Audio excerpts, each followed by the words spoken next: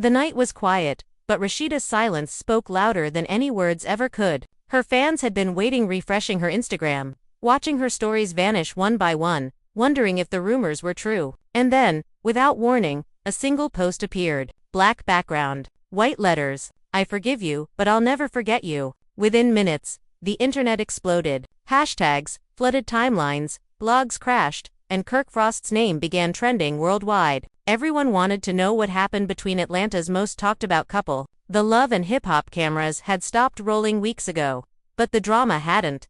Behind closed doors, things had been unraveling. Whispers of betrayal, a mysterious phone call, and a late-night argument that neighbors claimed sounded final. Sources close to Rasheeda said she had been holding on for too long, trying to save a love that no longer felt safe. And that final message, it wasn't just a quote, it was a declaration. A goodbye that carried years of pain, loyalty, and lessons. Within hours, Kirk went live. The man known for keeping his cool looked shaken. His eyes darted between the comments, scrolling faster than he could read them. "Y'all think you know everything," he muttered, voice low, almost trembling. "You don't know what really goes on behind these walls." Thousands watched as he fumbled to explain, denying the whispers about another woman, another betrayal. "I love my wife," he insisted. "But forgiveness don't mean forgetfulness, right? So why act like I'm the villain?" In Atlanta, emotions ran high. Fans divided themselves into camps: Team Rasheeda and Team Kirk. Bloggers replayed every clip from their past episodes,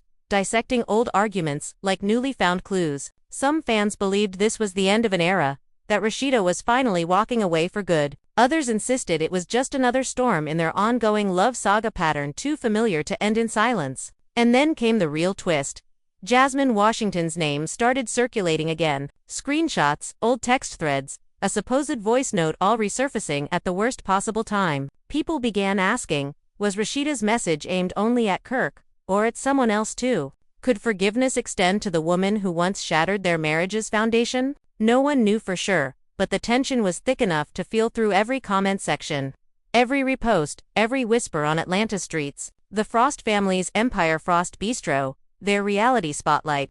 Their image as a rebuilt love story suddenly looked fragile. Producers from Love and Hip Hop reportedly reached out, hinting at emergency filming to capture the fallout. But Rasheeda stayed quiet. Her ring was gone. Her smile, too. And that silence, that stillness, became louder than Kirk's entire life. As the world watched, one thing became clear: this wasn't just another couple's fight. It was a reckoning years in the making. And whether it ended in peace or in pieces, Atlanta was ready for the truth. Because when Rasheeda speaks, the whole city listens. And tonight, her silence had said everything. Under the dim kitchen light, Rasheeda sat in silence, her phone screen glowing in front of her, showing Kirk's live replay. Every word he said echoed in her mind like it was still happening. "You don't know what goes on behind these walls," he had said.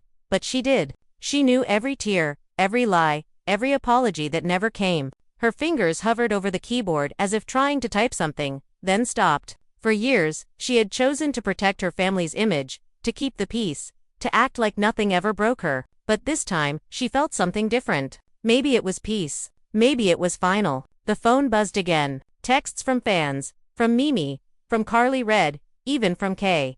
Michelle. Everyone wanted to know if she was okay. She took a deep breath and opened the message from Mimi first. "Sis, I saw the live. Don't say nothing yet. Let him talk himself into a corner." Rasheeda smiled faintly, not because it was funny, but because it was true. Kirk always talked until he said something that gave him away. In another part of Atlanta, Kirk sat in his studio, scrolling through the comments still flooding in. "You broke her heart," one said. "She deserves better." Another. And then a third one that made his stomach drop. "Jasmine's been quiet. Too quiet." He exhaled, leaning back, trying to block the noise. The truth was, he had talked to Jasmine weeks ago. It wasn't supposed to mean anything. She had reached out, saying she wanted closure, that she wanted him to know she'd moved on. But closure had turned into conversation, and conversation had turned into a mistake. That same night, Jasmine's name started trending again. Fans dug up an old photo of her wearing a bracelet Rasheeda had once been seen with. The caption read, "It's the little things for me." Nobody knew when the picture was taken, but that didn't matter anymore. Speculation spread like wildfire. Everyone had an opinion. Was Jasmine back in the picture? Was Kirk lying again? Was Rasheeda finally done for good? Inside her bedroom, Rasheeda sat by the window, her reflection staring back at her. She whispered to herself. I forgive you, but I'll never forget you. The same words she had posted hours earlier. She didn't mean them for the fans. She meant them for Kirk. Forgiveness was her release. Forgetfulness was impossible. She thought of all the years she had stayed. All the times she defended him when the world mocked her for taking him back. She had called it love, but maybe it had been survival. Downstairs, the clock ticked past midnight. She walked toward the kitchen, grabbed a bottle of water, and sat at the counter. Her phone rang again. This time, it was Carly. Read. Girl, you tryna act all calm on Instagram but everybody talkin'. What's really going on? Carly said, her voice sharp as usual. Rasheeda laughed softly. Ain't nothin' new, Carly. Same story, just finally over. Carly gasped. You mean over? Rasheeda didn't answer right away. Yeah, she said finally. I think so. Meanwhile, Kirk was pacing his office. He had tried calling her 5 times. No answer. The weight of it was starting to hit him. For years, no matter what he did, Rasheeda always forgave him. He had begun to believe she always would. But tonight felt different. He could feel the emptiness through the silence. She's done, he muttered to himself. At that exact moment, Jasmine's phone lit up. She had been scrolling through the chaos online too, watching the comments spiral. Part of her felt guilty, the other part strangely relieved. She had spent years being called the villain. Tonight, she didn't want that title anymore. She opened her messages and saw Kirk's name. Unread. She stared at it, then finally deleted the whole thread. This chapter's closed, she whispered, though her eyes betrayed her words. By morning, Atlanta was awake, and so was the storm. Gossip blogs uploaded side-by-side photos of Kirk and Rasheeda, with bold captions reading the end. Frost Bistro's Yelp page was flooded with comments, some defending Rasheeda, some dragging Kirk. Outside the restaurant, cameras waited. The staff tried to shoo them away, but the reporters refused to leave. This wasn't just local gossip anymore. It was national drama. Rasheeda stepped out of her car wearing oversized sunglasses and a gray hoodie. She didn't say a word. Cameras shouted her name, questions flying everywhere. Did you and Kirk split? Is it true about Jasmine? Is the show scripted? She ignored them all, walking straight inside. She had rehearsed this moment in her head for years, but living it was different. She wasn't angry anymore, just tired. Back in his truck, Kirk was scrolling again, this time through old pictures, vacations, anniversaries, family photos. Every smile looked forced now. Every happy caption sounded hollow. He wanted to call her again, but his pride stopped him. Instead, he opened Instagram Live again. I just want to clear the air, he began. People think they know what's real, but they don't. Me and my wife, we go through stuff, like everybody else. But y'all gotta stop dragging her name for clicks. Within seconds, comments poured in. Too late, one wrote. Shoulda thought about that before. Another said, why you live again? Go fix your home. He stared at the screen, lost for words, before ending the live abruptly. As evening fell, Rasheeda's mother came by. Charlene Frost had always been outspoken, never afraid to tell her daughter the truth. Baby, she said softly, you've carried this marriage longer than it carried you. Maybe it's time to let it go. Rasheeda's eyes watered, but she didn't cry. I just wanted him to love me the way I loved him, she whispered. Charlene nodded. He did, just not enough to keep it sacred. Outside, the lights of Atlanta glittered against the night sky. Somewhere across town, Kirk sat alone in the parking lot of Frost Bistro, staring at the neon sign that bore their shared name. His reflection glowed in the window, half businessman, half broken man. He thought about everything he had built, everything he had lost, and the one thing he could never seem to fix. He whispered to himself, forgive me, but don't forget me. At that very moment, Rasheeda posted again, just 3 words, moving differently now. Within minutes, the post hit 1 million likes. The comments were endless. Queen energy. Finally free. We support you, sis. But behind that strong image, she sat quietly in her living room, watching the sun disappear behind the skyline, wondering if forgiveness would ever feel like peace. What she didn't know was that Kirk had recorded a voice note but never sent it. It was just sitting there in his drafts. Raw and unfiltered. I know I messed up, it began, but I ain't never stopped loving you. I just didn't know how to do it right. He listened to it once, then deleted it, because for the first time in his life, Kirk Frost didn't have the right words. And Atlanta was watching, waiting, and whispering. Because when Rasheeda Frost says she's done, the whole city knows it's not just the end of a relationship, it's the beginning of a reckoning. And this reckoning was about to expose more than anyone was ready for. Later that night, rain started to fall across Atlanta, tapping softly against the frosted windows of the Frost home. Rasheeda was alone, curled on the couch with her phone on silent. Every few minutes, the screen lit up missed calls, messages, DMs, but she didn't reach for it. She kept replaying the last argument they had in her mind, the one that changed everything. Kirk had stood by the doorway, his tone calm but his words sharp. "You keep saying you forgive me, but you don't ever let it go." She had looked him dead in the eye and said, "Because you don't stop giving me new reasons to remember." That line had stayed in his head ever since. In another corner of the city, Kirk was restless. He had been driving for hours, no destination in mind, just the quiet hum of the road. Every song on the radio reminded him of her. Every exit sign felt like a decision he couldn't make. When he finally stopped, it was outside the house they had once renovated together, the first place they called home after making it big. The lights were off, the walls worn, but it still carried echoes of laughter and love. He sat there in silence, whispering, "We had it all, man, we really did." Meanwhile, the blogs had gone wild. One site claimed Rasheeda had filed papers already. Another said Kirk was seen with Jasmine again, though no photo backed it up. Still, that was enough. Fans flooded Jasmine's Instagram with comments, forcing her to turn them off. She sat on her bed, scrolling through the chaos, feeling trapped in a story she thought had ended years ago. "I didn't do this," she said out loud to no one. "I really didn't."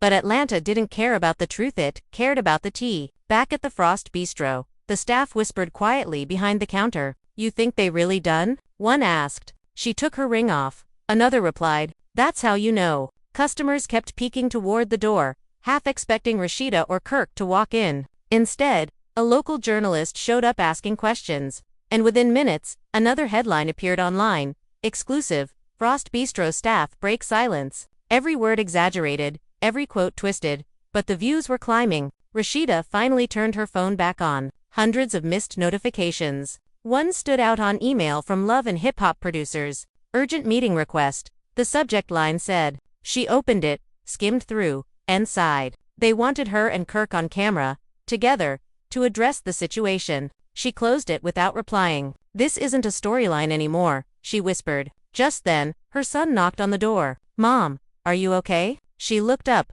forcing a small smile. "Yeah, baby, I'm fine." But he could tell she wasn't.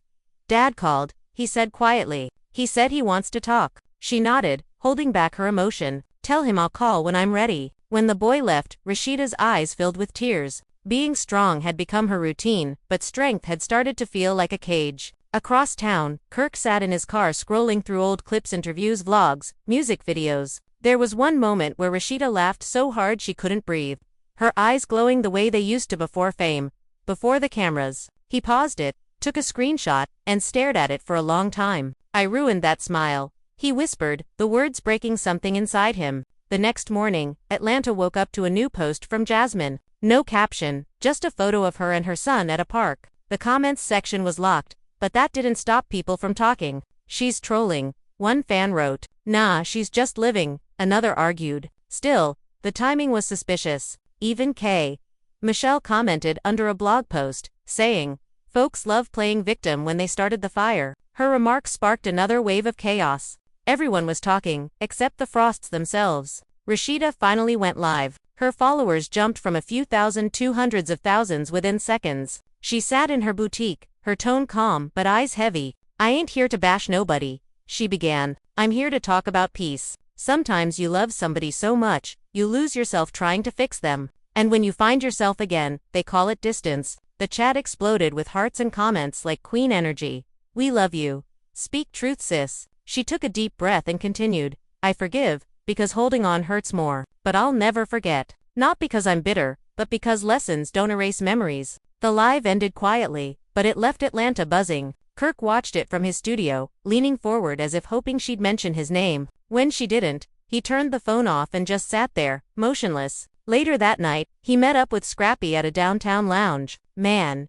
she gone," Scrappy said bluntly. "When a woman says she'll forgive you but she don't forget, that's her way of saying it's over." Kirk rubbed his face, frustration mixing with regret. "Nah, I can fix it," he said. "I just need time." Scrappy shook his head. "Bro, time ain't the answer. Changes." Back home, Rasheeda packed a small suitcase, not to leave for good, just to breathe. She texted Mimi, taking a break, somewhere quiet. Mimi replied instantly, "You deserve it." She turned off her phone again. grabbed her keys, and drove off into the night. When Kirk returned home later, he noticed the missing bag. The folded blanket on the couch, the faint smell of her perfume still in the air. He sat on the edge of the bed, staring at the empty side beside him. That was when he saw a note, short, handwritten, and gentle. "Don't call. I need space. I still wish you well." He read it over and over until the words blurred. Outside, thunder rolled, shaking the windows. Inside, silence grew louder than any storm. And somewhere on the road, Rasheeda looked at her reflection in the car mirror, whispering to herself, "I'm not running away. I'm walking toward peace." But even as she said it, tears streamed down her cheeks, proving that peace sometimes begins with heartbreak. The next morning broke gray and heavy, the kind of Atlanta morning where the air feels thick with unspoken things. Rasheeda had driven through most of the night before finally stopping at a small villa outside the city. One of those quiet places where no one asked questions. She checked in under her middle name. No entourage, no cameras, no assistants. Just her phone on airplane mode, and a suitcase full of things she packed without thinking. The silence in the room felt like medicine, but it also felt like mourning. She sat by the window watching the trees move in the wind and whispered, "This is what freedom sounds like." Back in the city, Kirk woke up to chaos. His phone was buzzing non-stop. Frost Bistro's manager called twice. His label rep left a voicemail about brand image. And then his publicist texted, "You need to issue a statement ASAP." He didn't reply. Instead, he scrolled through the blogs again, watching as people twisted the story into something even he didn't recognize. Rasheeda leaves Kirk. One headline read, "Kirk caught cheating again," said another. But what caught his eye most was one headline that read, "Sources say Rasheeda's done protecting his legacy." He knew where that came from. That was somebody inside his own circle. He leaned back on the couch, staring at the ceiling, thinking of every time he told her to keep things private.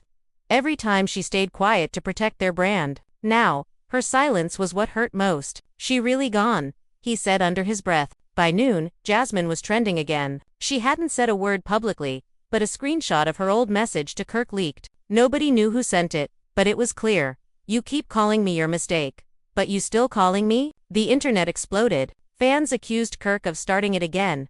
Others blamed Jasmine for stirring drama. One comment summed it up best. "Same cycle, different season." While all that noise filled the internet, Rasheeda was sitting by the pool, legs crossed, sipping coffee, her phone still off. For the first time in years, no one was asking her for advice. No cameras were watching.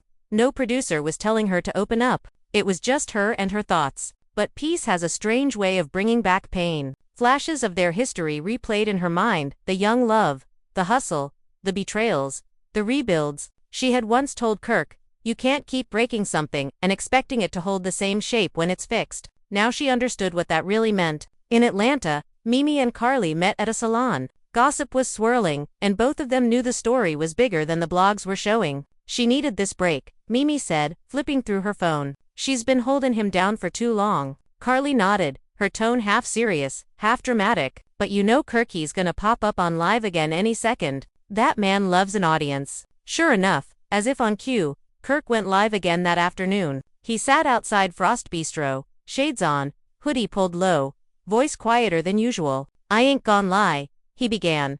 "This one hit different. I know I done messed up, but I love that woman. I always will." Comments poured in instantly, some sympathetic, most not. "Then why you keep hurting her?" One fan wrote, "Love without respect ain't love." Another added.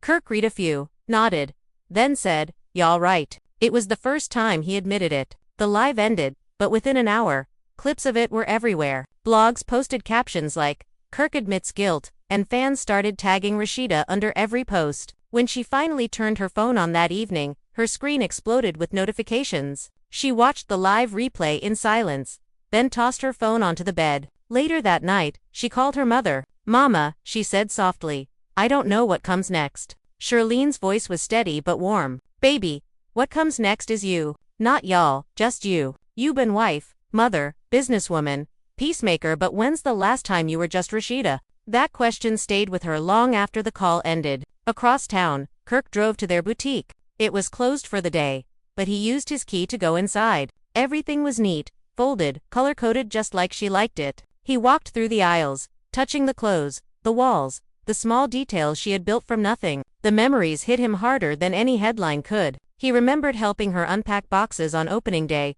both of them laughing, saying we did this. Now, standing alone, it felt like a museum of everything he had taken for granted. He took out his phone and recorded a message. "This ain't for Instagram," he said quietly. "This for you." His voice cracked. "You made me better, even when I ain't deserve it. I'm sorry, not just for the mistakes, but for mackin', you forget who you were trying to love me." He saved it but didn't send it. He knew words weren't enough anymore. By morning, Rasheeda decided to check out of the villa. She packed her things, took one last look around, and smiled faintly. The peace she had found wasn't permanent, but it was real. As she walked to her car, her phone buzzed again, a message from Kirk. Just 3 words. "I still care." She stared at it, then deleted it without opening the thread. The same morning, Love and Hip Hop's producer Mona Scott-Young called Kirk directly. "Look," she said, "I know it's messy, but if you to talk on camera, it'll go viral. This could be your redemption arc." Kirk hesitated. Part of him wanted that spotlight again.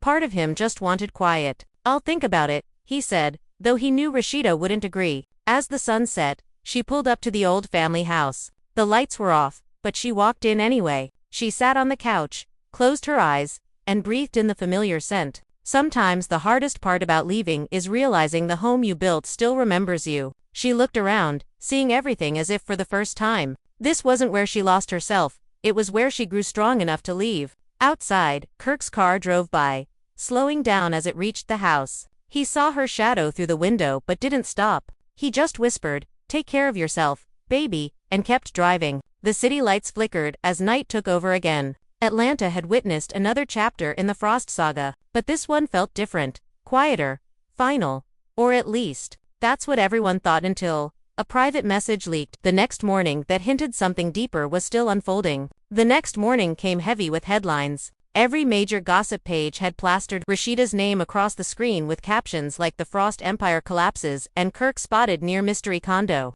The blogs didn't know where she was, but they didn't have to. The story was already too big to stop. Under every post, fans argued fiercely, defending her, dragging him, dissecting every word she had said on live. "This time feels real." One comment read, "She not coming back from this?" Rasheeda sat at her vanity, brushing her hair slowly, watching her reflection instead of her phone. She had come back home quietly before dawn, slipping in without making a sound. The house looked different, now emptier, colder. Even the furniture seemed to carry the weight of memory. She touched the dresser, the edge of the bed, the picture frame that still held their wedding photos. For the first time, she didn't cry. She just stared at the woman she had become through all the storms, realizing she didn't need to be rescued anymore. By noon, Kirk was at the studio again, pacing the floor. Scrappy showed up with coffee, setting it down without a word. "You look rough," he muttered. Kirk laughed bitterly. "Yeah, that's about right." Scrappy leaned on the wall. "You talked to her yet?" Kirk shook his head. "She ain't pickin' up." "Can't blame her." Then he added, "You ever love somebody so much you forget how to love yourself?" Scrappy nodded slowly. "Yeah, bro, but the real question is, when you finally remember, do you love them the same way?" Their conversation was interrupted by a call from Mona Scott-Young again. This time her tone was sharper. "Kirk, listen to me. We got sponsors pulling out unless we address this. If you can't fix it in real life, fix it on camera." Kirk sighed. "This ain't a storyline no more, Mona. This my life." But Mona wasn't having it. "Your life is the storyline, Kirk. You know how this works." He hung up, his patience gone. Mimi, meanwhile, drove over to check on Rasheeda. When Rasheeda opened the door, Mimi could tell she hadn't slept. "Girl," Mimi said softly, "you look like you've been fighting your own thoughts all night." Rasheeda smiled faintly. "Ain't that what we always do?" They sat down in the living room. "He texted again?" Mimi asked. Rasheeda nodded. "He said he still cares. Like that fixes everything." Mimi leaned forward. "Caring don't mean changing." Rasheeda looked down, her voice quiet. "He used to be my peace. Now he's my storm." While they talked, Kirk decided to visit Frost Bistro again. The cameras were waiting, as always, flashing lights as he stepped out. Someone shouted, "Where's Rasheeda?" He ignored it. Inside, the staff went silent as he walked through. He took a seat at their corner booth, the one they always sat in together. The waitress hesitated before approaching. "Same order?" she asked softly. He nodded. "Yeah, same." As he waited, he took out his phone and opened Instagram again. He typed a long caption under an old photo of them smiling on vacation. "You stood by me when the world turned against me. You forgave me when I didn't deserve it. You believed in us when I didn't believe in myself. And if this is really goodbye, just know I'll never forget the woman who taught me what love really means. He stared at it for a long moment before hitting post. Within minutes, it spread like wildfire. The comments exploded. Too late, he's finally admitting it. This the closure she needed. But some fans noticed something strange. Rasheeda liked the post, then unliked it seconds later. That single moment became the biggest story of the day. At home, she sat back after scrolling through the chaos. She didn't mean to like it was instinct, muscle memory. She locked her phone and closed her eyes. The memories were still raw, their first store opening, their vow renewals, the countless interviews where they smiled through hidden tension. She whispered, I ain't going back, not this time. That evening, Jasmine posted again, a selfie, this time with the caption, truth always surfaces. No names mentioned, but everyone knew. It ignited another online storm. Kirk's phone blew up with messages. Scrappy sent him the post with a single word, bro. Kirk called Jasmine immediately, his tone sharp. Why you posting that right now? She laughed lightly, why you care? Ain't like we talkin' anymore. You know what you're doing, he snapped. Nah, she said coolly. I'm just reminding folks that I got my own truth too. She hung up before he could answer. When the call ended, Kirk slammed his phone down, frustration written all over his face. She trying to drag me down with her, he muttered. But deep down, he knew the damage was already done. Meanwhile, Love and Hip Hop producers began setting up camera crews in Atlanta. The next episode teaser had already leaked online with the tagline, Forgiveness has limits. The world thought it was part of the show, but for the Frosts, it was real life unfolding frame by frame. Rasheeda went upstairs, opened her closet, and pulled out a small box from the top shelf. Inside were letters Kirk had written to her years ago, apologies, promises, confessions. She read one, dated 2017. I'll never break your trust again, it said. She folded it back and whispered, you already did. Outside, the rain returned, soft and steady. She sat by the window, watching droplets race down the glass. For the first time in years, she felt the weight lifting, not gone, but lighter. Forgiveness didn't mean she had to return. It just meant she was free. And somewhere across town, Kirk scrolled through the same post again and again.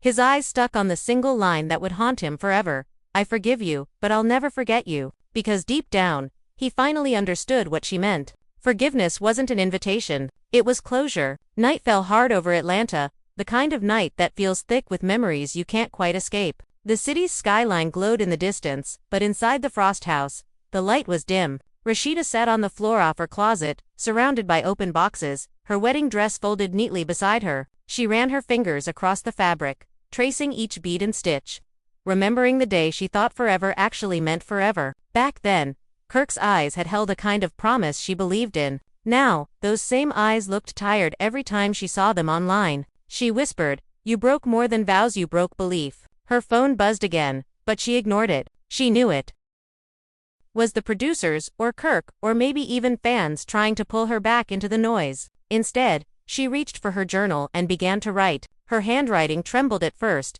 but the words came easy once they started. I spent years being loyal to pain disguised as love, she wrote. Every time I chose forgiveness, I lost a piece of myself. I'm tired of being the lesson and never the piece. She closed the notebook and pressed her hand on the cover, as if sealing a chapter shut. Meanwhile, Kirk was on his back porch, a glass in his hand, staring at the sky. Scrappy had just left, telling him to man up and own it, but those words meant nothing now. He had owned up to everything, but what did it matter? The damage was done. He scrolled through his phone, stopped at the photo of them together at Frost Bistro's opening night, smiling with genuine joy. He remembered how proud she was, how she said, this ain't just ours, it's our legacy. Now that word legacy felt hollow. His phone buzzed again. This time it was a DM from a private account. One line.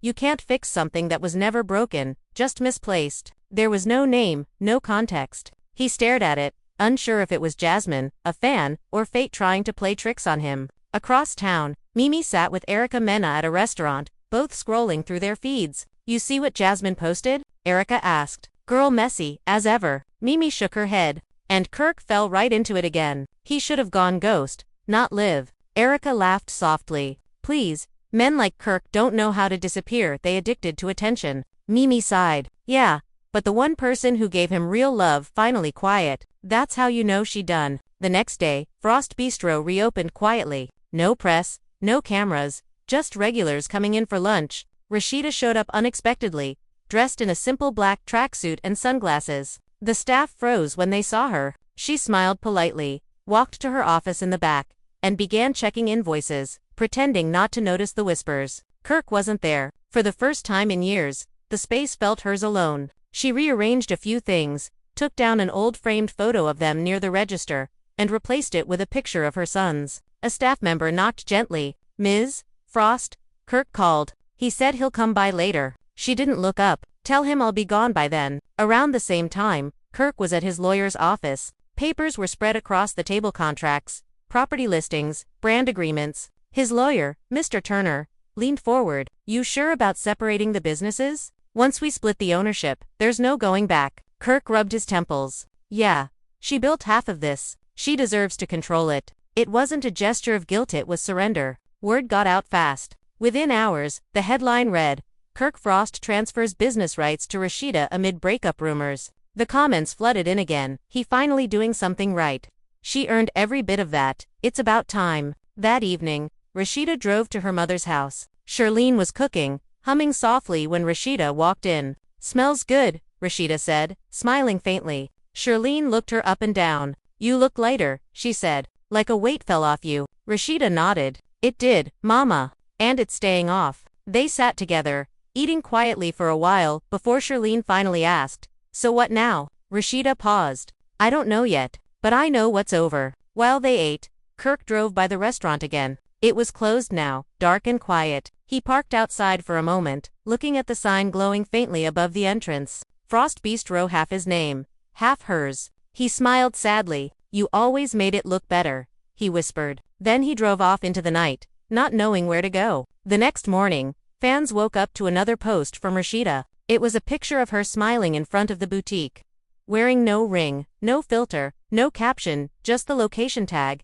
still standing. Within an hour, millions had seen it. Comments poured in. "Strong woman energy. Boss moves only. Closure looks good on you." Kirk saw it too. He didn't double tap, didn't comment. He just stared for a long time, then locked his phone. By evening, Jasmine's account vanished, completely deleted, gone without explanation. Bloggers speculated she'd been pressured to disappear, while others claimed she left to escape the hate. Either way, her absence shifted the energy online. For once, the story wasn't about her. It was about the woman who walked away and the man learning what that silence meant. In Atlanta, the world kept spinning, but inside both of them, time felt paused. Forgiveness had been spoken, but forgetting wasn't possible. Rasheeda had closed her heart. Kirk had lost his anchor. And Atlanta had found its newest legend, a love that survived fame, fell to betrayal, and ended in quiet strength. And as the night settled again over the Frost house, the only sound was the hum of the city outside. No shouting, no cameras, no lies. Just silence, and in that silence, truth finally had room to breathe. A few days later, the city began to move on. But the Frost story still lingered in conversations, barbershops, salons, and every Atlanta cafe that thrived on whispers. People still replayed the clips, still argued about who was right, who was wrong. But for the first time in years, Rasheeda didn't care. She was already in motion, back to work, back to herself. She started her mornings early, meeting designers, sketching new collections, sipping her coffee in peace. Her assistant noticed the change instantly. "You seem calm," she said quietly. Rasheeda smiled. Peace hit different when it's earned. But Kirk couldn't find that calm. He'd been sleeping on his studio couch, surrounded by half-written songs and unopened mail. Every sound reminded him of her. Every interview request from bloggers asking for his side made his stomach tighten. He didn't want to speak anymore. For once, silence felt safer than spin. One night, while recording alone, he stopped mid-verse, dropped his headphones, and stared into space. "What's the point?" he muttered. "Music used to mean something. Now it's just noise." He scrolled through his phone again and saw a clip of Rasheeda from her latest boutique pop. She was glowing, laughing, posing with fans, signing merch. The crowd chanted her name. She looked alive in a way she hadn't in years. He smiled sadly and whispered, "She found her light again." It wasn't jealousy. It was regret, deep and cold. Meanwhile, Love and Hip Hop producers scrambled to adjust the new season's script. They had expected reconciliation, not separation. "We gotta pivot," one producer said. "Make it about her rising solo. People love a comeback." And they were right. Viewers flooded forums, demanding more of Rasheeda's story, less of Kirk's. The narrative had shifted. She was no longer the forgiving wife, she was the survivor who stopped explaining herself. Mimi stopped by Frost Bistro one evening after closing time. Rasheeda was sitting at a table, laptop open, paperwork spread out. "Girl," Mimi said, "you working harder than ever." Rasheeda looked up, half smiling. "Yeah, but this time, it's all for me." Mimi sat down. "So that's it? You done for good?" Rasheeda nodded slowly. "Done pretending, done patching, done hoping he'll change?" She paused, then added softly, "It's not hate, it's healing." Across town, Kirk visited his son's basketball practice. As he watched from the bleachers, he saw the boy glance at him briefly, then look away. That small gesture hit him harder than any headline ever could. He waited until practice ended and walked over. "You good?" he asked quietly. The boy shrugged. "Mom said you not staying with us no more." Kirk hesitated. "Yeah, I just need to figure things out." The boy nodded but didn't say anything else. On the drive home, Kirk wiped his eyes at a red light. "Guess we all figuring things out," he whispered. Later that night, he stopped by the house again. The lights were off, but he could see the faint glow of the kitchen lamp through the window. He didn't knock. He just stood there for a while, his reflection mixing with the memory of what once was. He finally turned back to his car, but before leaving, he whispered under his breath, "I'm proud of you, even if you'll never hear me say it." A week passed, and Atlanta began buzzing again. New scandals, new stories, but this one stayed alive because of what came next. Rasheeda uploaded a short clip on her YouTube channel titled "Closure." The video was simple, her sitting on a white couch, no makeup, no filters. "For everyone asking if I'm okay," she began, "I'm more than okay. I'm free. Love doesn't always end loud. Sometimes it ends quietly, with peace instead of pain." She paused, eyes soft but steady. Forgiveness isn't weakness, it's strength. And if you ever find yourself forgiving someone who never said sorry, do it anyway. Not for them, for you. The clip spread and fans called it powerful, raw, and real. Celebrities reposted it with captions like "This is growth." Even people who had once mocked her now applauded her strength. Kirk saw it too, and for a moment, he smiled. Not because he was in it, but because she had finally told her story her way. Meanwhile, Jasmine reappeared online with a single post, a photo of her and her son, captioned, "Moving on means no more explaining." The comments were calmer now. People had grown tired of the drama. Atlanta was healing right along with them. One late evening, Rasheeda drove past Frost Bistro after closing hours. She stopped for a moment, engine running, watching the sign flicker in the dark. It was strange, something that once symbolized their unity now stood as a reminder of everything she'd survived. She smiled faintly and whispered, "Thank you for the lessons." Then she drove away. Kirk, sitting inside the same restaurant, saw the flash of her headlights passing by. He didn't chase it, he just looked out the window, knowing some things aren't meant to be fixed.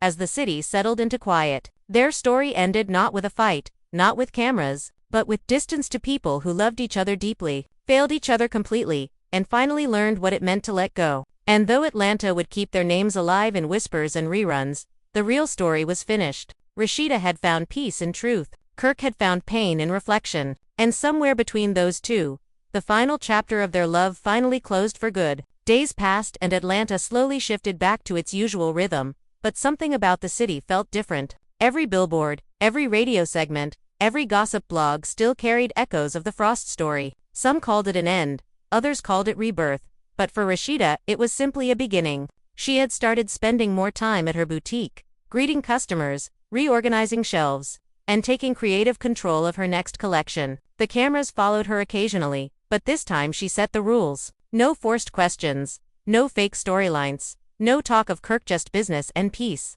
One afternoon, she stood by the fitting room mirror adjusting a sample outfit when her phone rang. It was Mona Scott Young again. "We're doing a reunion special," Mona said. "People want closure. You and Kirk in the same room." Rasheeda hesitated. "Closure ain't a TV moment, Mona. It's real life." Mona sighed. "I know, but fans love you. They want to hear your side." Rasheeda paused before answering. "My side's already out there. I lived it." She hung up, exhaling deeply. Meanwhile, Kirk sat in his car outside Frost Bistro again, engine running, radio off. He watched people go in and out, families laughing, couples holding hands. He used to think that was him and Rasheeda, partners in business and love. Now he couldn't even bring himself to walk inside. He pulled out his phone, scrolled through old photos again, and landed on one from 2012. Back when they were building everything from scratch. Both of them were smiling, sweaty, holding paint rollers in their hands. "We really built this," he whispered. That night, he finally called her. Not to argue, not to fix anything, just to speak. When she answered, her voice was calm but distant. "Hey." He swallowed hard. "Hey, I saw your video. You look happy." She didn't respond right away. "Happiness ain't something you find overnight," she said softly. "It's something you rebuild." He nodded, even though she couldn't see it. "I know," he said. There was a long pause before he added, "I'm proud of you." Her silence lingered for a few seconds, then she replied, "Thank you." It wasn't forgiveness, but it wasn't anger either. It was peace, the kind that comes after you've stopped expecting change. After that call, Kirk sat in his car for nearly an hour, replaying her voice in his head. Something in him finally accepted what he had been resisting. It was really over. Across the city, bloggers were still spinning theories. Will they reconcile? Is a new love interest coming? Everyone wanted a sequel, but Rasheeda had no plans for one. Instead, she met with her financial advisor to finalize full ownership of her brands. "You're officially independent," the advisor said, sliding the papers across the desk. She signed them without hesitation. "This is for every woman who stayed too long," she murmured. Around the same time, Jasmine posted one last message before vanishing again. Truth has a way of finding peace when lies stop echoing. It was cryptic, but fans understood. She was done too. For the first time in years, all three names Rasheeda, Kirk, Jasmine fell silent at once. Atlanta didn't know what to do with the quiet. That weekend, Rasheeda hosted a small event at her boutique for her new collection called Rise Again. The pieces were bold flowing reds, soft silvers, strong cuts that looked like armor. When a reporter asked her about the inspiration, she smiled slightly and said, "Healing looks good on women." The clip went viral instantly, shared across platforms with captions like "The Queen's Comeback." Kirk watched the interview from home. He smiled faintly, shaking his head. She really did rise again. He closed his laptop and finally started cleaning out his office-old receipts, notes, pictures, memories. When he found a small photo of their family framed in gold, he didn't throw it away. He placed it gently in a drawer. "Some stories ain't meant to be erased," he said quietly. As the days turned into weeks, the Frost narrative became legend, a cautionary tale. A love story, a tragedy, depending on who told it. Fans still commented under old clips, quoting Rasheeda's final message, "I forgive you, but I'll never forget you." It became more than a quote. It became a mantra for anyone who had ever outgrown heartbreak. On a late Sunday afternoon, Rasheeda drove down Peachtree Street with the windows rolled down, wind blowing through her hair. She stopped at a red light and saw a billboard for love and hip-hop featuring her face, smiling with confidence. For the first time, she didn't cringe. She just laughed softly to herself. "Let them tell the story," she said. "I already lived it." That same night, Kirk went live one final time. No studio lights, no performance, just him sitting in the dark, speaking honestly. "This ain't about blame," he said. "Sometimes, love don't end because it's gone. Sometimes it ends because one person finally chooses peace." He paused, staring into the camera. "If you got somebody who loves you right now, don't wait for forgiveness to run out.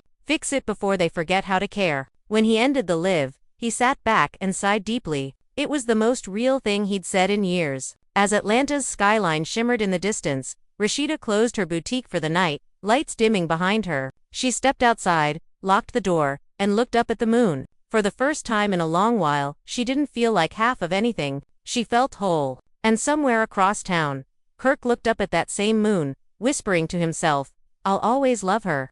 But this time, I'll love her from afar." The chapter didn't end with fireworks or tears, just quiet acceptance. Because some stories don't need to be rewritten. They just need to be respected for what they taught. And in the stillness of that Atlanta night, both of them finally learned that peace doesn't always come together. Sometimes, it comes apart. Weeks turned into months. And though Atlanta's noise never really stopped, the Frost story began to fade from headlines, replaced by new scandals and newer names. But for those who followed from the start, it never really disappeared. It became folklore in the city, a reminder of love's high price and the quiet strength of walking away. Rasheeda had settled into a new rhythm. Mornings at the boutique, afternoons handling her beauty line, evenings at home surrounded by family. Her laughter, once rare, had returned, softer now, but real. She'd started journaling again, not to vent, but to remember. "Peace is a choice," she wrote one night, "not a gift." Her circle was small now. Mimi Carly, her mom, and she preferred it that way. Fame had taught her that not everyone clapping was clapping for her. One Sunday, she was invited to a women's empowerment panel downtown. When she walked on stage, the crowd rose to its feet. People weren't just fans anymore, they were witnesses to her evolution. She smiled humbly before speaking. "Forgiveness don't make you weak," she said into the mic. "It makes you free. And when you finally learn that peace don't need permission, you'll never chase validation again." The room erupted in applause, but her eyes softened. She wasn't performing. She was healing out loud. Kirk watched the clip later that night. He was sitting alone in the same studio where he used to mix tracks until sunrise. Now it was quiet, too clean, too still. Her voice filled the room. And for a moment, he closed his eyes, letting it sink in. When the clip ended, he whispered, "She really found herself." He opened his laptop, scrolled through half-finished beats, and then stopped on one he hadn't touched in months. Its title, "Read Forgive You." He played it softly, a slow instrumental, and started writing lyrics he'd never release. "You became the lesson I needed to learn," he murmured, "and I became the man too late to matter." By now, Jasmine had moved away from Atlanta. No one knew exactly where. Some said Miami, others said Houston. Her last story on Instagram showed ocean waves and the words "new beginnings." She hadn't spoken publicly since. People stopped tagging her, stopped blaming her. The storm had passed for her too. As spring came, Frost Bistro reopened under new management. Rasheeda's name only. The grand reopening drew a crowd, full of cameras and curiosity. She gave a short speech outside, her tone calm and measured. "This place started as a dream we built together," she said. "Now it's a legacy I carry forward alone. And that's okay, because growth means moving even when it hurts." Applause filled the air, and as she cut the ribbon, someone shouted, "We love you, Queen." She smiled and replied, "Love yourself even more." That night, Kirk drove past the restaurant but didn't stop. He watched from across the street, seeing her greet people, pose for photos, stand tall under the bright lights. For the first time, he didn't feel bitterness, only admiration. He whispered, "She did it." Then he started the car and drove away. The next morning, Atlanta woke up to a trending clip. Kirk Frost performing at a small local event, singing an unreleased song titled "You Were Home." The lyrics hit deep, lines about regret, memory, and gratitude. Fans flooded the comments, saying, "He finally speaking truth, and this sounds like closure." Rasheeda never commented, but she listened once in silence. It didn't make her sad. It made her proud. Weeks later, she visited her mother again. They sat on the porch drinking sweet tea, the sun dipping low behind the trees. "You look happy," Charlene said with a grin. "Not perfect, but peaceful." Rasheeda smiled. "That's enough for me." Meanwhile, Kirk had started mentoring younger artists at his studio. The same space that once carried tension now held creativity again. One afternoon, a young producer asked him, "You ever regret loving too hard?" Kirk smiled faintly. "No, I regret not loving right when I had the chance." As summer rolled in, Rasheeda hosted a community event at her boutique. Music, food, laughter. It wasn't about publicity. It was about giving back. During a quiet moment, she looked around at the crowd and whispered to herself, "This is what healing builds." When night came, she posted a final note on her story. White text on a black background, simple and clear.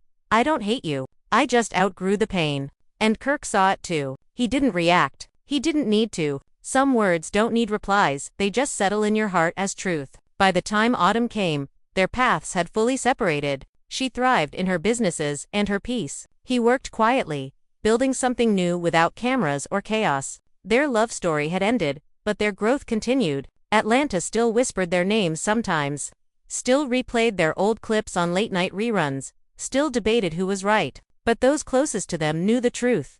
It wasn't about right or wrong anymore. It was about release. And so, one final night, Rasheeda stood on her balcony, looking over the glowing city she once shared with him. Somewhere out there, Kirk was probably doing the same. Two souls bound by history, freed by forgiveness. She whispered softly into the night, "Thank you for teaching me how to let go." And miles away, Kirk closed his eyes and whispered back, though she'd never hear him, "Thank you for teaching me what love costs." The Frost story didn't end with a reunion or revenge, it ended with redemption. Quiet, mature, complete. And Atlanta, ever the witness to drama, finally went still, letting the echoes of their love fade into memory. Months rolled on, and by the time winter touched Atlanta, everything about the Frost story felt like it belonged to another lifetime. Rasheeda had turned her heartbreak into motion, new stores, new music collabs, charity drives, and a confidence that seemed unshakable. She had stopped checking trends, stopped chasing reactions, stopped trying to prove anything. Peace had found her, and she guarded it carefully. She woke before sunrise most days, made tea, prayed, and sat quietly while the city still slept. The house no longer felt haunted. It felt like hers again. Her mornings had rhythm now. A small breakfast, a walk, and then work. She met her design team twice a week, and every meeting started with laughter. When someone mentioned Kirk's name by accident one day, the room froze, waiting for her reaction. She smiled politely and said, "He's part of my story, not my sentence." Then she got back to business. It was a small sentence, but it carried the weight of all the years she had spent in silence. Kirk, meanwhile, had learned to live quietly. No more live streams, no interviews, no reality TV lights. He still produced music, but it was different, less lower, more thoughtful, stripped of ego. He rented out his studio to young Atlanta artists who reminded him of his younger self, hungry but raw. Sometimes, they'd ask for advice, and he'd tell them, "Don't lose the people who love you, while you chasing the people who only like you." They didn't always understand,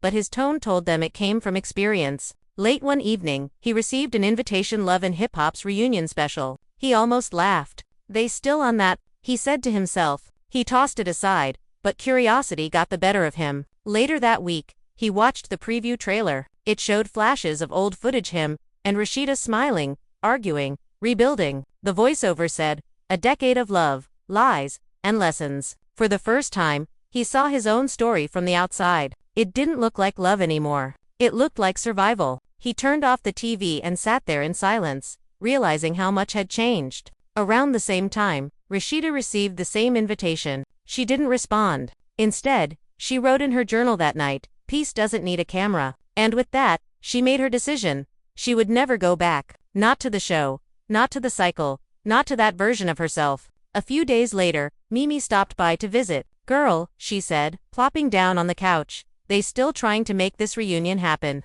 I told them you done moved on." Rasheeda laughed softly. "Let them have their show. I got my life." Mimi nodded. That's the quote right there. On the other side of the city, Kirk got a message from his son. "Mom's new billboard looks fire," it read. Kirk smiled faintly and drove down Peachtree just to see it. There she was, Rasheeda, larger than life, standing tall with the word still standing, still shining. Across the ad, he parked across the street, staring up at it for a long time, pride mixed with sorrow in his chest. "She always had that glow," he whispered. As the year turned, both of them were invited to an awards event honoring influential Atlanta entrepreneurs. Neither expected to see the other there, but fate had other plans. When Rasheeda walked in, the crowd buzzed. A few minutes later, Kirk entered quietly. No entourage, no flash. They spotted each other from across the room, and for a brief moment, the noise around them faded. It wasn't tension, it was familiarity, a calm acknowledgement that they had survived each other and themselves. Later that evening, as people mingled, Kirk approached her table. "You look good," he said softly. Rasheeda smiled. "Thank you. You too." There was a pause, neither of them quite sure what to say next. Finally, Kirk added, "I mean it. I'm proud of you." She nodded. "I know. And I'm proud of me too." He chuckled. "That's the part I love about you. You always knew how to turn pain into purpose." She tilted her head slightly. "And you taught me how to survive when it felt impossible." They stood there quietly for a moment before the announcer called her name to receive an award. As she walked to the stage, Kirk clapped, not for the cameras, but for real. She accepted the award gracefully and said, "To every woman who's ever been broken, you're not ruined. You're being rebuilt." The room erupted in applause. Kirk smiled from his seat, his eyes glistening. After the event, they exchanged a simple goodbye outside. No promises, no plans, just mutual peace. "Take care of yourself," she said. "Always," he replied. Then she got into her car and drove away. Weeks later, Rasheeda took her team on a retreat to Puerto Rico. It was part business, part healing. On the last day, she stood by the ocean, watching waves crash against the rocks. She thought about everything, the fame, the pain, the forgiveness, the growth, and whispered, "I made it." Back in Atlanta, Kirk sat in his studio finishing one last track. He named it Final Message. No lyrics, just a smooth, emotional melody that sounded like closure. When he uploaded it quietly to his channel, he didn't tag her, didn't promote it, but fans found it anyway, and the comments flooded in. "This sounds like peace.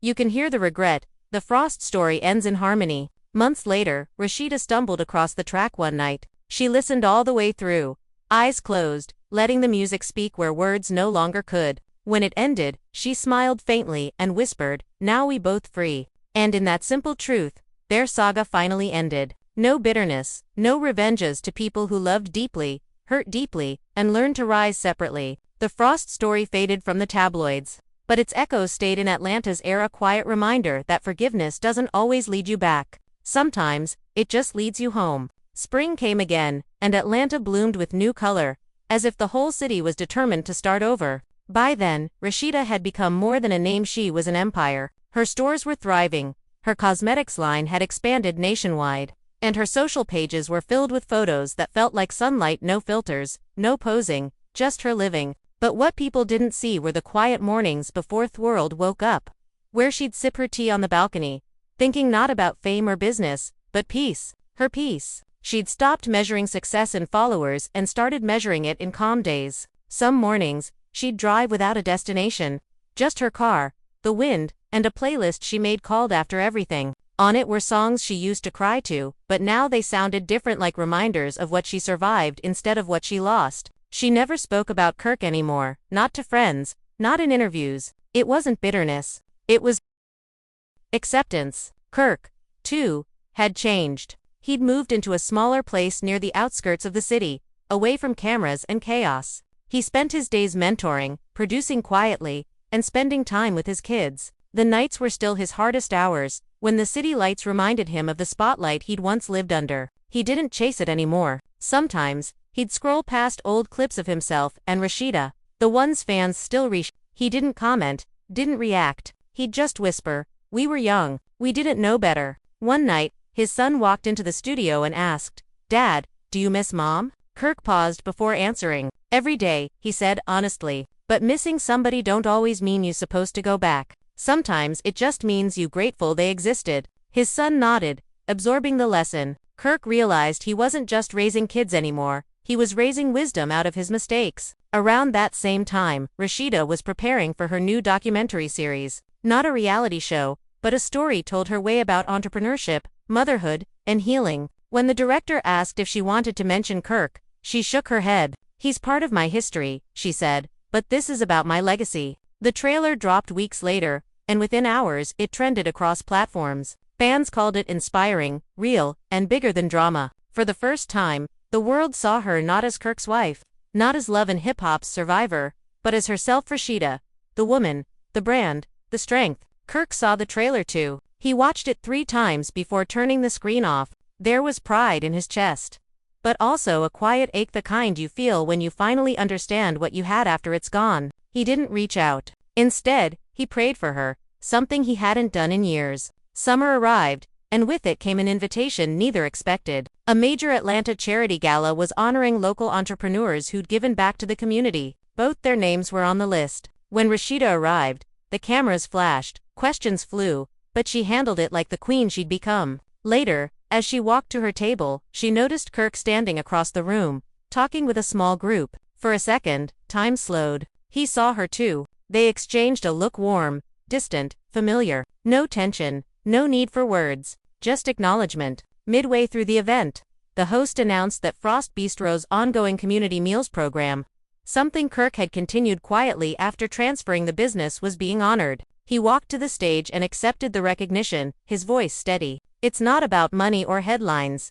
he said. "It's about second chances. And sometimes those chances don't come from people forgiving you, they come from you forgiving yourself." The room applauded, and for a moment, even Rasheeda clapped with a small, proud smile. After the gala, they crossed paths near the exit. "You still giving back?" she said softly. "You taught me how," he replied. They shared a brief smile, the kind that only comes from old love that's finally made peace with itself. "Take care of you," she said. "Always," he answered. Then they went separate ways, once again. Weeks later, the documentary aired. In one powerful scene, Rasheeda spoke directly to the camera. "People think forgiveness is about letting someone off the hook. It's not.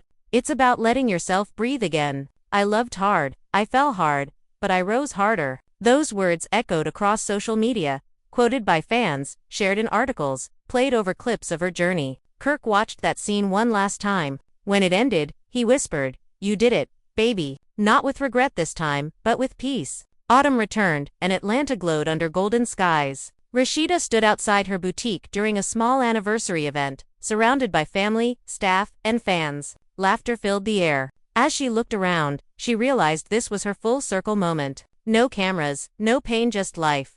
Loud and soft in all the right ways. She took a deep breath and whispered, "This is home." And across town, Kirk sat on his porch as the wind rustled through the trees. He played that old track Final Message again, humming along to its melody. He smiled, eyes closed, as if hearing her voice in the wind. The Frost story had no ending credits, no final scene. It didn't need one. It had grown into something bigger than love or loss. It had become about becoming. And somewhere in the heart of Atlanta, under that same wide sky, two people who once broke each other finally lived in peace with the memory. Because in the end, love doesn't always last forever, but growth always does. The following spring brought warmth back to Atlanta's streets, and by then, the Frost story had settled into legend. People spoke about it the way they spoke about old songs, softly, with nostalgia. New stars had taken over reality TV. New feuds were brewing, but there would always be whispers of how Rasheeda and Kirk changed the game. How their love burned bright,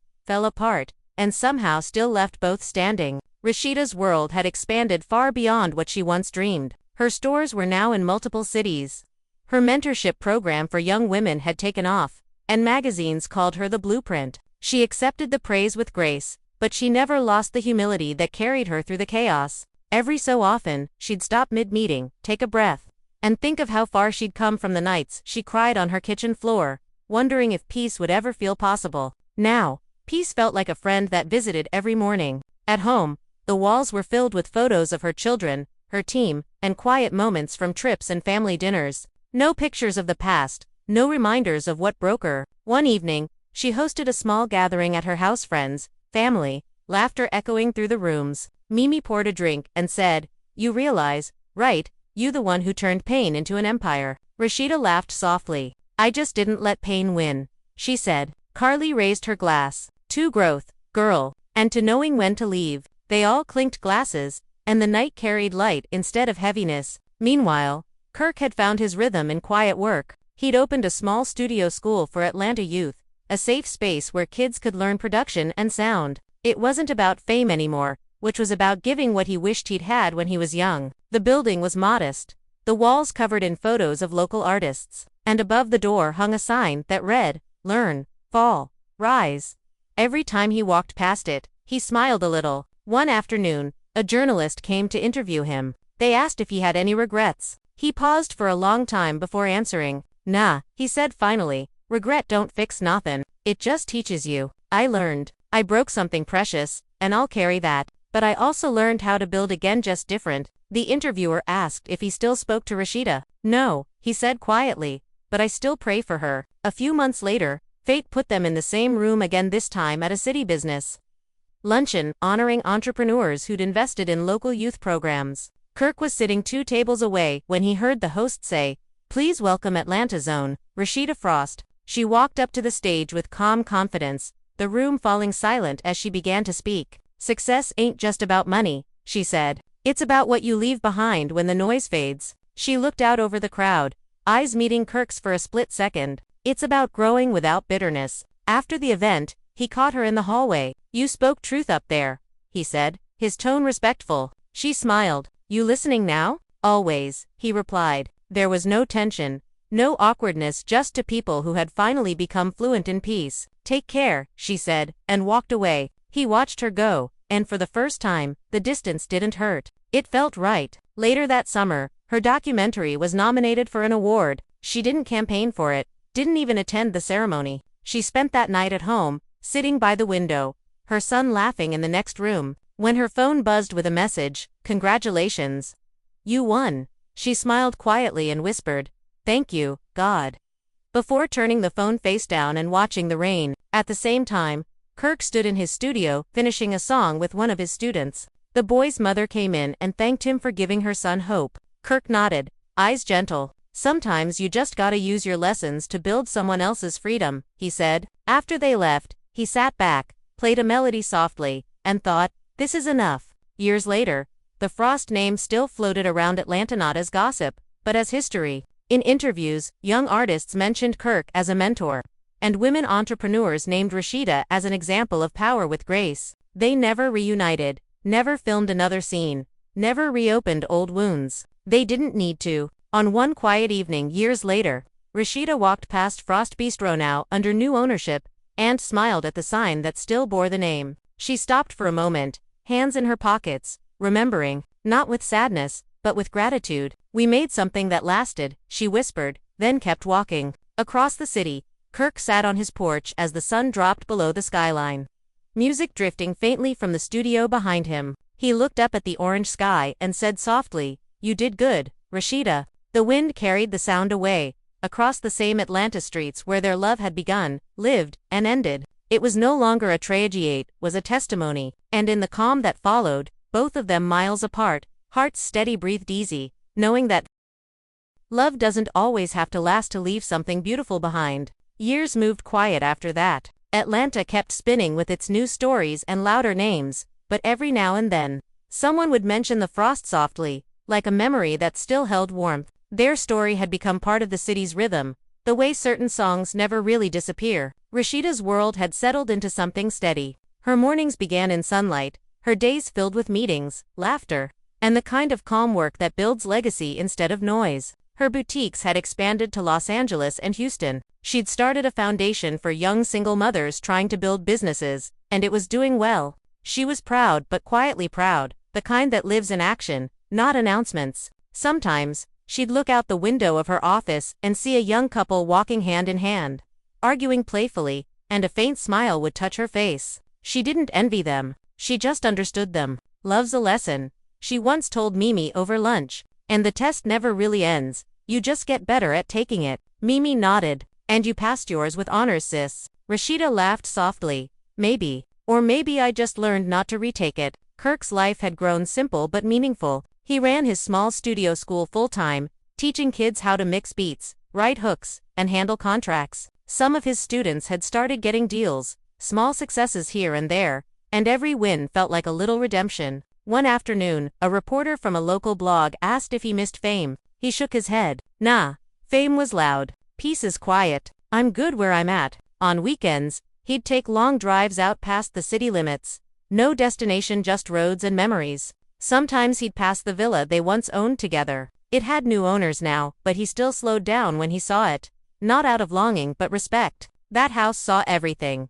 He murmured once, the rise, the ruin, the rebuild. He'd park nearby for a few minutes, watch the trees sway, then drive away before nostalgia turned into ache. One fall afternoon, a podcast invited Rasheeda for a long-form interview about her journey. It wasn't a gossip show, just an honest talk about rebuilding, success, and growth. Midway through, the host asked, "If you could tell your younger self one thing, what would it be?" She thought for a moment before answering, "Don't mistake loyalty for love. Real love doesn't make you shrink, it grows with you." The clip went viral, but for her, it was just truth. Kirk heard the interview on the radio while driving. He didn't flinch or turn it off. He listened all the way through, smiling faintly. When it ended, he said quietly, "You still speaking truth." Later that winter, they crossed paths one last time. A mutual friend, a community organizer, had invited them both to a charity dinner without realizing they'd be in the same room. The venue was small, intimate, filled with familiar faces. When Rasheeda walked in, Kirk was already seated across the room. Their eyes met briefly, not in surprise, just recognition. After the dinner, as people mingled and said their goodbyes, Kirk walked over slowly. "Been a long time," he said. "Yeah," she replied, her tone kind, but firm. "You doing good?" He nodded. "Trying to. You, doing better than I thought I could," she said. He smiled softly. "Figured you would." For a brief second, they stood in silence, two people surrounded by noise but cocooned in memory.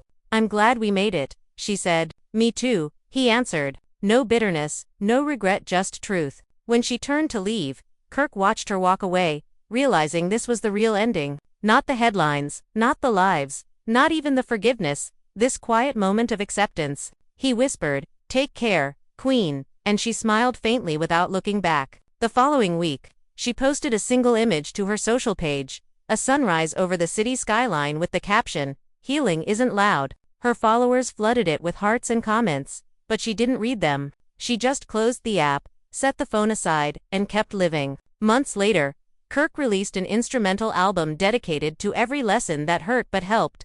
Fans said it felt like closure, like something ending gracefully. He never confirmed that it was about her.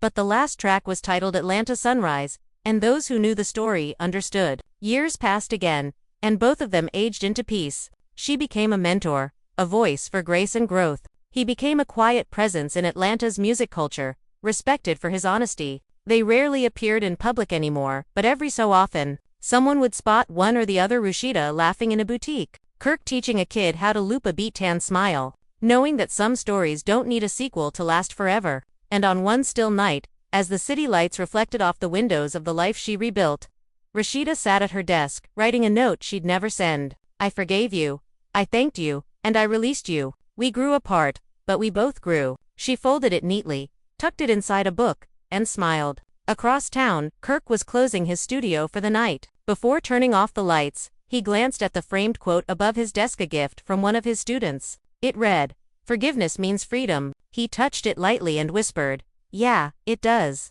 And that's how the Frost story ended, not with words, not with cameras, but with two souls who had once collided, now walking different roads under the same Atlanta sky. Both free, both grateful, both finally home. Years later, Atlanta barely resembled the city where their love had burned and broken. New towers rose, new names ruled the headlines, new music pulsed through every corner. But somewhere beneath all the concrete and change, the ghosts of old stories still lingered, the ones that shaped the rhythm of the place. And among them, quiet but unforgettable, was the Frost story. Rasheeda had turned 50 with grace that didn't beg for attention. She didn't chase youth or trends. She had grown into herself completely, her beauty sharper, her calm thicker. Her boutiques had turned into a brand empire that funded scholarships, startups, and women's shelters. She didn't appear on TV anymore. Instead, she gave talks about resilience, business, and faith. When people asked her about Kirk, she always smiled gently and said, "He's part of my history,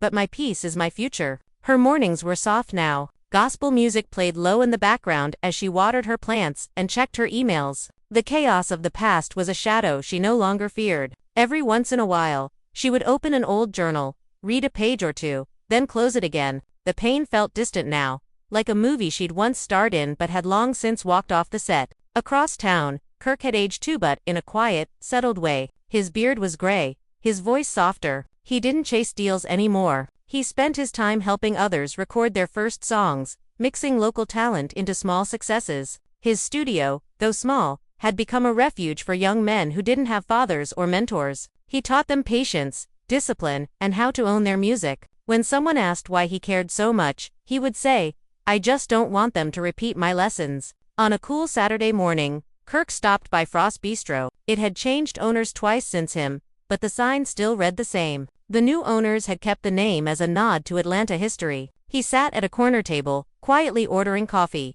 A young couple nearby recognized him, but didn't approach, just whispered and smiled. When the waitress asked if he wanted anything else, he said softly, "Nah, just wanted to sit for a minute." As he looked around, he thought about everything that place had seen: arguments, laughter, apologies, love, collapse, rebuilding. It felt like a museum of his life. He smiled faintly, finished his coffee, and left a generous tip before stepping out into the warm light. Later that evening, Rasheeda drove down that same street on her way home from a meeting. As her car passed the bistro, she slowed down for no reason she could name. She glanced through the window and saw the same old sign glowing faintly against the dusk. Something inside her softened. She whispered to herself, "We really made something that lasted." That night, she sat on her porch with a blanket wrapped around her shoulders, the city buzzing softly in the distance. Her phone buzzed a message from an unknown number. She opened it cautiously. It was Kirk. Just one line.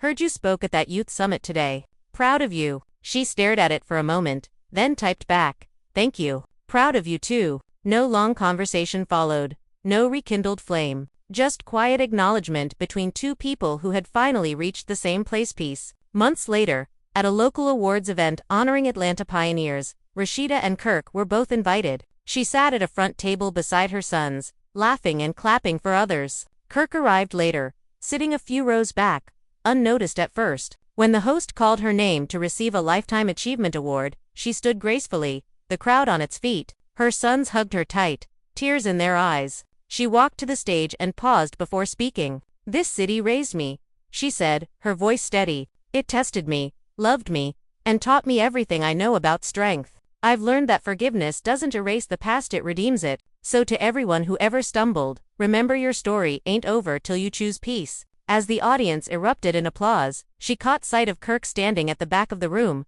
clapping slowly, eyes shining. She didn't flinch. She just nodded, acknowledging him quietly from across the distance.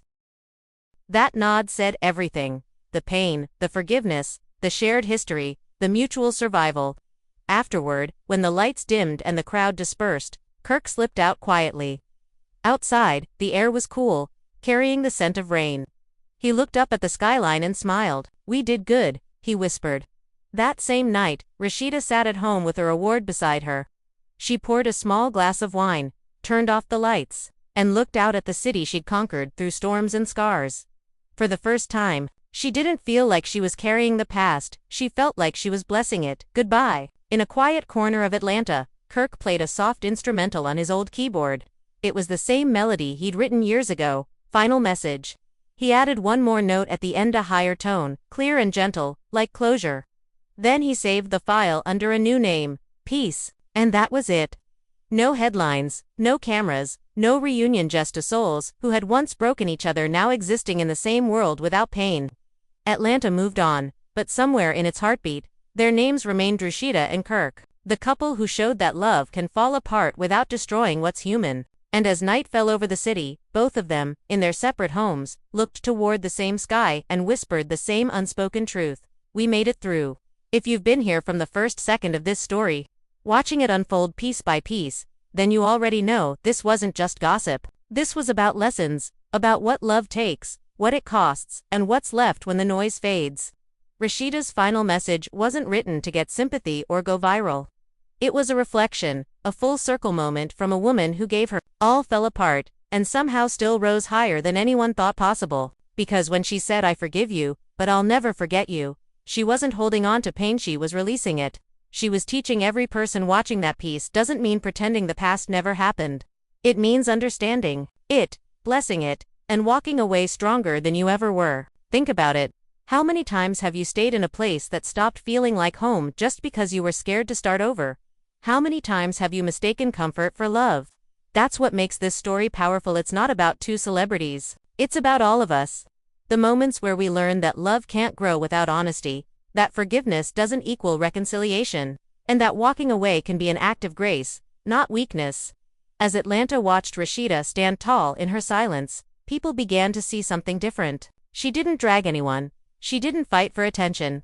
She didn't chase closure from a man who had already shown her who he was. She found it in herself. And that's what makes her story timeless.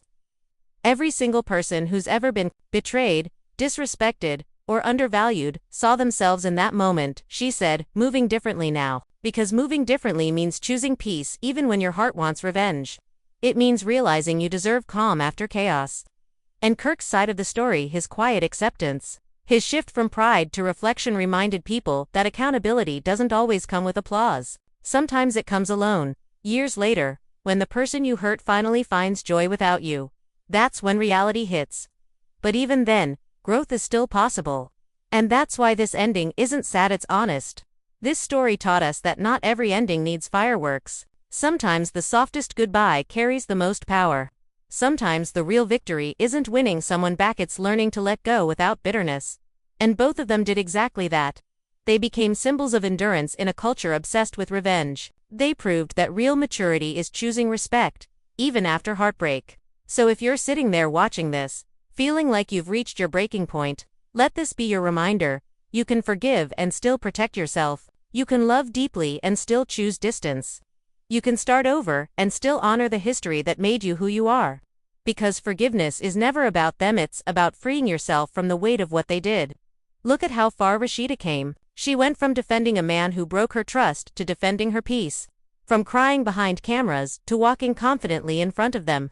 From being defined by a relationship to defining herself through purpose. She became the story, not the scandal. And if you've been through pain, you can too. The Frost story isn't about perfect love. It's about flawed humans learning to heal in public. About turning public pain into private growth. And that's why her words still echo years later. Because every time someone forgives quietly, every time someone chooses not to respond to drama, every time someone starts fresh, that's Rasheeda's message, living on. And here's where you come in. You've watched it unfold, you've felt the emotion, and now you get to respond. Tell us what you think forgiveness means. Does it mean giving someone another chance? Or does it mean giving yourself a new beginning? Because this is more than a story, it's a mirror. Somewhere in this saga, there's a piece of you too. So comment below, what would your final message be if you were in her place? Would you walk away quietly, or would you speak your truth? Let your voice be part of the conversation, because stories like this aren't just about the people in them. They're about every person watching, feeling, and learning right alongside them. And if this story reminded you of your own strength, if it made you pause and think about what you deserve, don't just scroll past, take a second to support the message. Hit that like button, share this video with someone who needs to hear it, and subscribe so you don't miss what's coming next. Because this isn't the end of the journey, it's a beginning. Every week we bring you stories that remind you love isn't always pretty, but it's always powerful. Stories that show you how truth outlives chaos, how healing outshines hurt, and how walking away can be the most courageous thing you ever do. So take this moment. Breathe. Remember that peace doesn't mean you lost, it means you chose yourself. And if you're still healing, keep going. If you're still forgiving, keep your heart open. And if you're still learning to let go, know this, you're already halfway free. Because just like Rasheeda said, I forgive you, but I'll never forget you. Forgiveness isn't forgetting, it's remembering without pain. It's choosing to carry wisdom instead of wounds. It's the final message we all need to learn before we can truly start again. So stay tuned, stay grounded, and stay strong. The next story is already on the horizon, but this story of love, loss, and peace belongs to you now. Comment your thoughts below, tell us what this story meant to you. And remember, no matter how messy it gets, your ending can still be beautiful. Hit subscribe, join the family, and let's keep growing together, one story, one truth, and one act of forgiveness at a time.